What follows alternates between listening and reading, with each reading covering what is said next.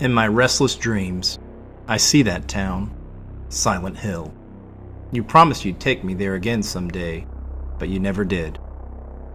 January 31st, 2019 marked the 20th anniversary of the North American release date of Silent Hill for the Sony PlayStation. I am a longtime fan of the series. My game collection includes all of the North American releases in the Silent Hill franchise. I remember playing Silent Hill for the first time in high school.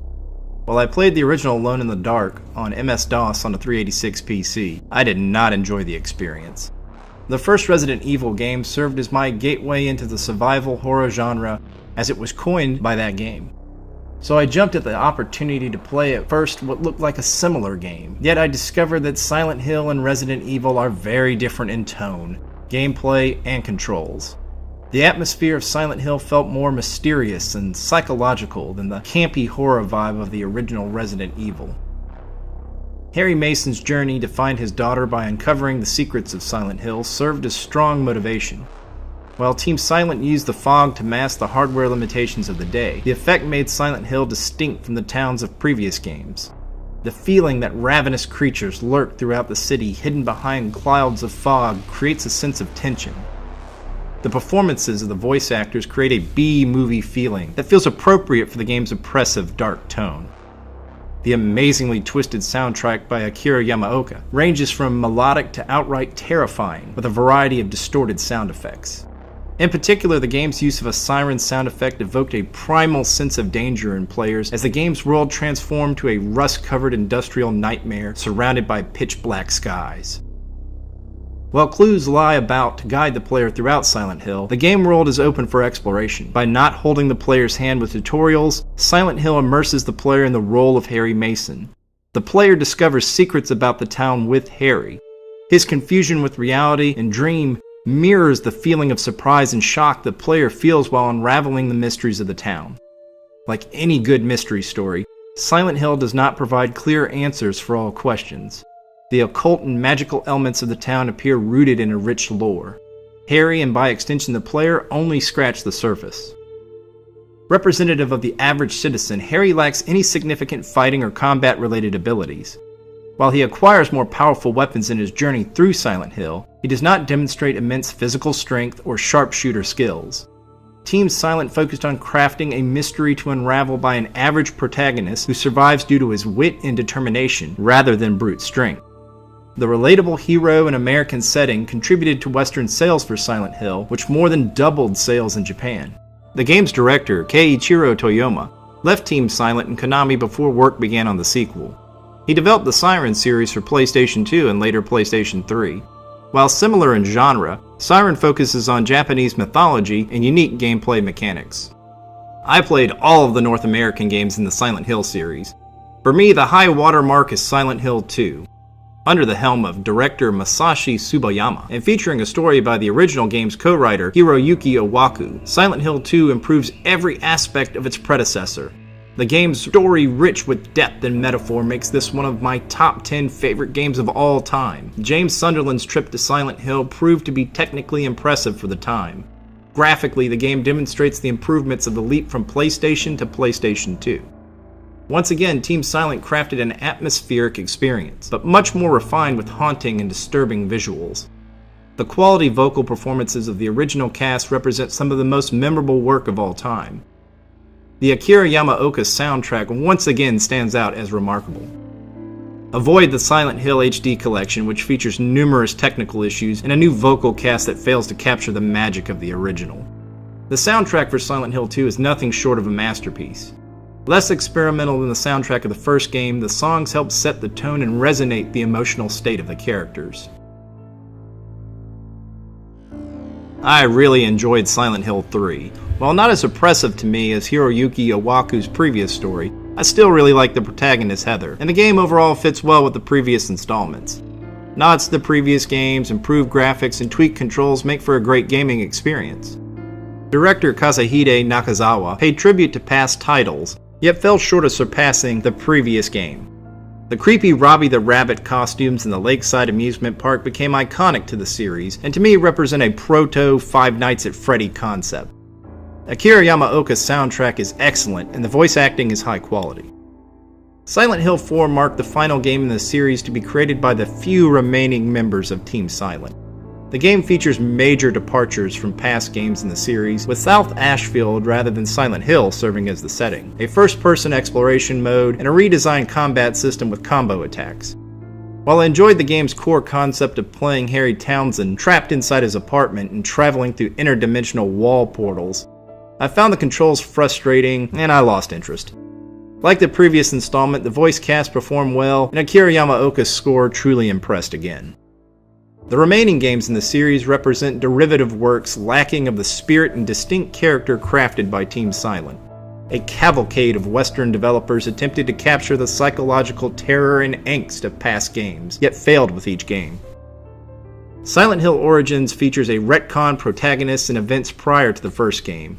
Noticeably, Alyssa resembles her appearance in the French-Canadian film released 1 year prior.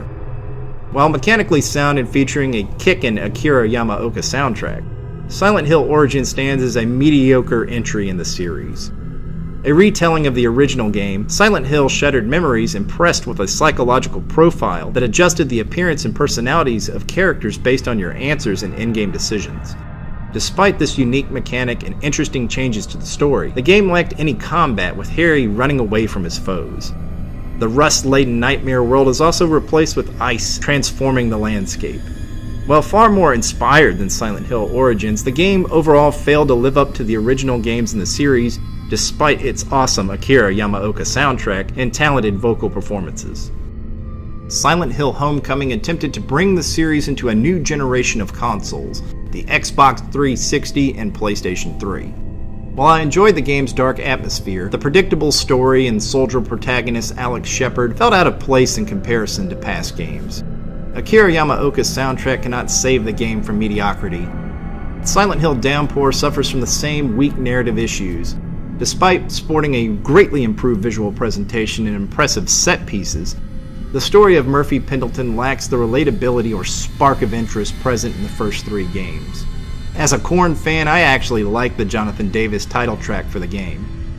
The final game in the series, excluding Japanese-only Game Boy Advance arcade titles, awful cell phone games, and pachinko machines, Silent Hill Book of Memories released exclusively for the PlayStation Vita in 2012. Criticized for being a Diablo dungeon crawler clone with a Silent Hill theme, I found the game to be a grind-heavy but fun experience, lacking the atmosphere of the original Silent Hill trilogy. I actually enjoyed all of the games in the series, but not as much as the first 3 games. I really liked the comic books, especially the motion comics and the PlayStation Portable Silent Hill experience. The first Silent Hill movie entertained me, and I skipped the sequel entirely.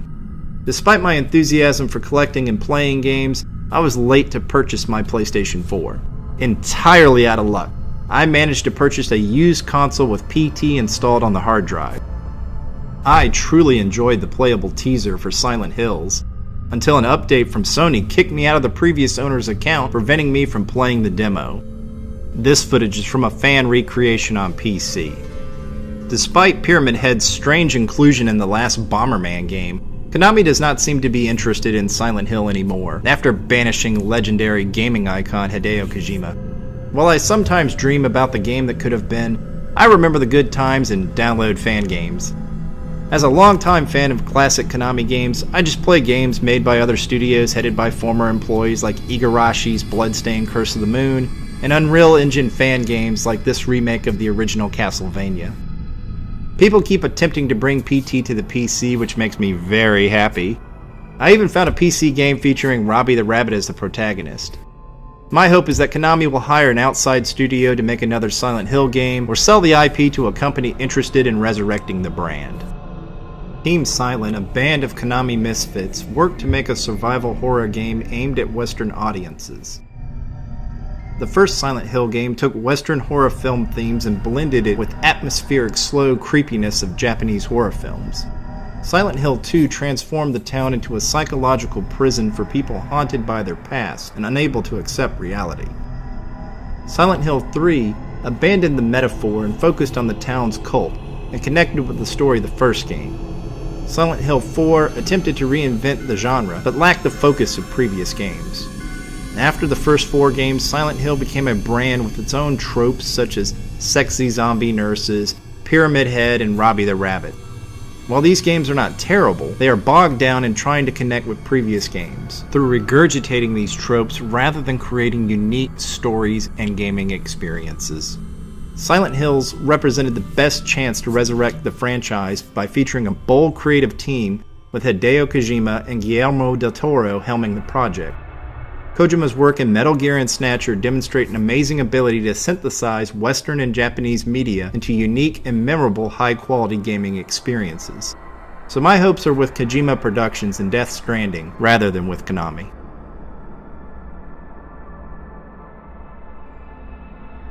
If you enjoyed this video, then please like, share, comment, and subscribe to McGee TV for more great video content. Evan and I put out videos weekly. Please check us out at www.mcgeetv.com, on Facebook at McGee Television, on Instagram and Twitter at McGee_TV, and myself at McGee_TV on Twitch, and Evan at XXScissorp XX Gaming on Twitch and Twitter. Get your McGee TV shirt and mug at www.cafepress.com/McGee TV. Thanks for tuning in.